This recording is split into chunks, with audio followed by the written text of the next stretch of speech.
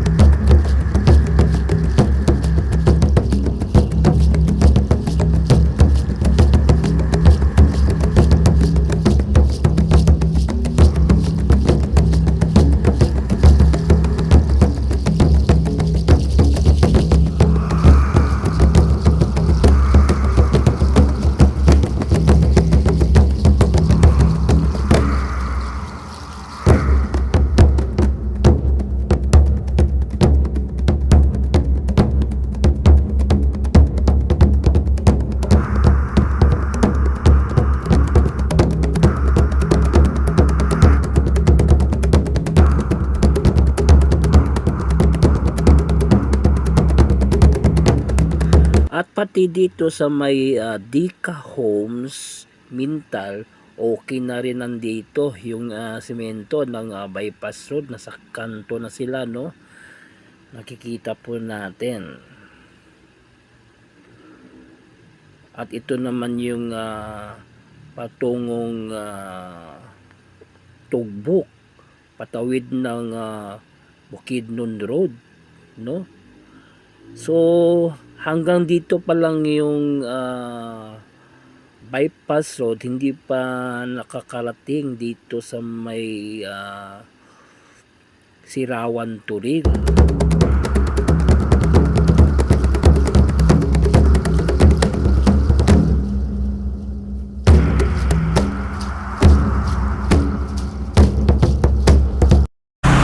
Davao City, Davao del Sur, Region 11, Kika Loan Agreement number PH 273 DPWH UPMO RMC1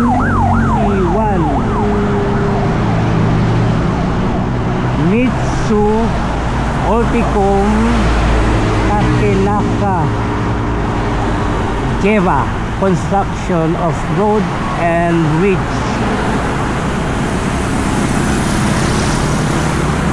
Direction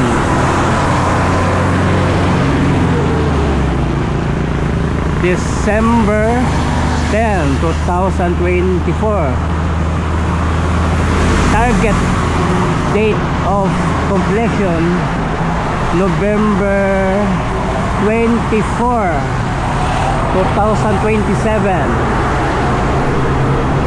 So ito na po yung bypass road project dito sa may Sirawan, Turil. So ito na po yun, no? Yung galing ng Santa Cruz, din ito papuntang Davao City. Ito yung Sirawan, no?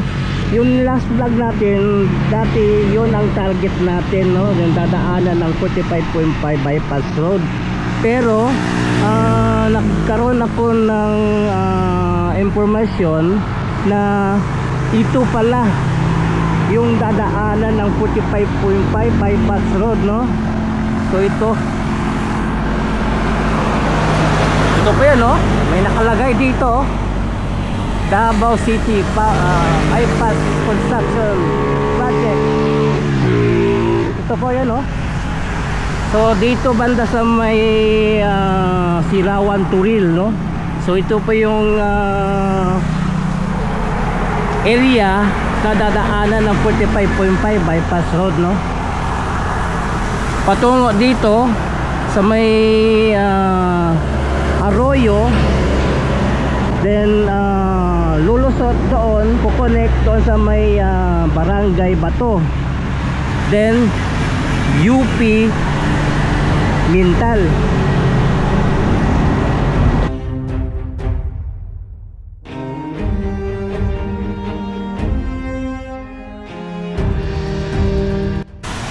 Sa linggo, ipagpatuloy po natin sa pag-update dito sa 45.5 bypass road. Doon naman tayo sa may GP Laurel Panabo. So tingnan natin doon yung entry o exit ng 45.5 bypass road.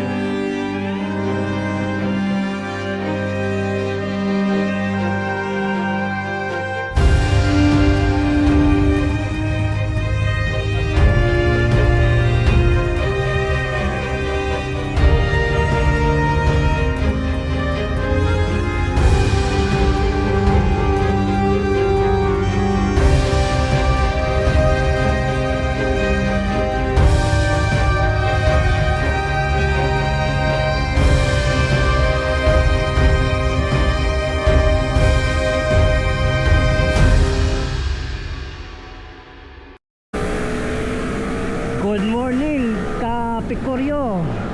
Ngayon is Saturday. So patuloy po tayo sa pag-update sa 45.5 bypass road. Punta po tayo sa may GP Laurel Panabo. Tingnan po natin yung entry or exit ng 45.5 bypass road. Sana bukas pa tayo pupunta. Kaya Sabado, nagkaroon tayo ng time. Wala po akong trabaho ngayon, so nagpagkataon na puntahan po natin ngayong Sabado itong JP Laurel Panabo. Tingnan po natin kung saan dito banda yung exit o entry ng 45.5 bypass road. So tara, samahan nyo ako, let's go. Dito banda sa parte ng Panakan, malapit dito sa factory ng semento, no? Maayos na yung kalsada dito. Sa kabila na naman na side sila sisimentohan. Kasi ang dito banda, grabe kasi ang lubak dito. Malalaki yung tipak ng semen ng espalto, kaya ngayon pinalitan ng bago. Maayos na yung kalagayan ng kalsada dito. Sa kabila na naman papalitan ng bagong semento para maayos yung kalsada. Ito yung papunta ng Davao City, din ito yung patungong Panabo. So nandito tayo ngayon sa may Patima, Lasang. So ito yung Patima patungong Lasang. Then ito yung area dadaanan ng 45.5 bypass road patungo ng JP Laurel Panabo, galing ng Sirawan Turil. So ito yung dadaanan. Tingnan po natin sa aerial. So ito po yung galing ng Bunawan. So ito po yung dadaanan ng 45.5 bypass road. Sa tabi nito merong parang bodega yata ito. So ito yung dadaanan. So sundan po natin itong gagawing 45.5 patungong JP Laurel Panabo. Ayon sa sketch ng kanilang gagawin ditong bypass, ito yung dadaanan niya. Merong sapa dito, siguro may tulay pa gagawin dito banda kasi merong sapa dito, oh. Susundan po natin itong yung labas ng 45.5 bypass road yan sa may JP Laurel Panabo. Susundan po natin, no? Yan, ito po yung dadaanan niya.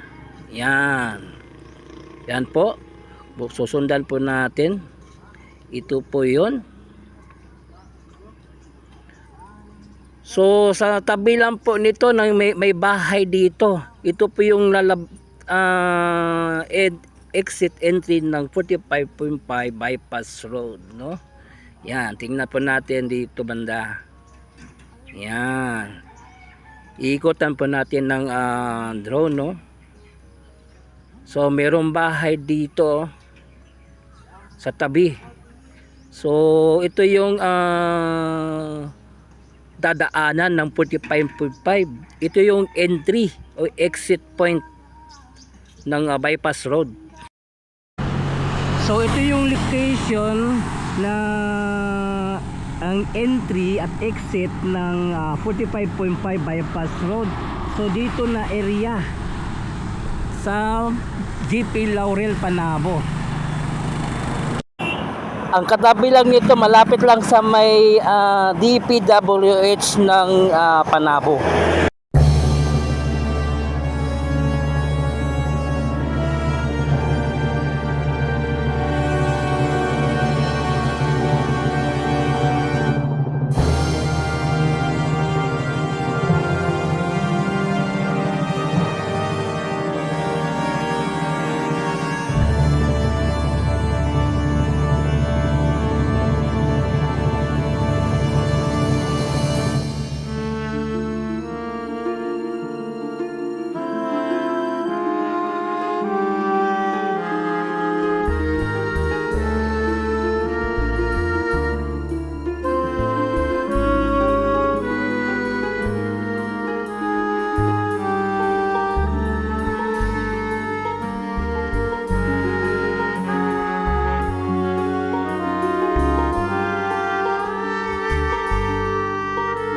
So yun, nakita na natin yung dalawang entry ng 45.5 bypass road galing doon sa may Sirawan Turil at pati dito sa may GP Laurel Panabo. So yun, hanggang dito lang yung update natin. Please subscribe to my channel, Chris Speaker TV. I-follow po ng akong Facebook page, Chris Speaker FB. So thank you for watching. Kamsahamnida. Annyeong.